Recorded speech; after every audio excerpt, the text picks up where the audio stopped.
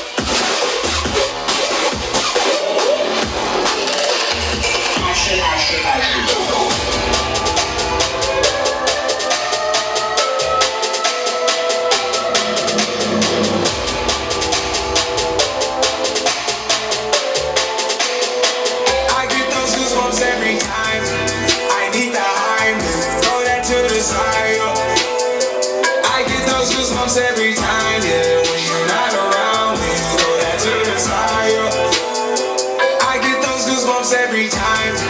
I need the high, throw that to the side, yeah. I get those goosebumps every time, yeah. When you're not around, when you throw that to the side, yeah. I get those goosebumps every time.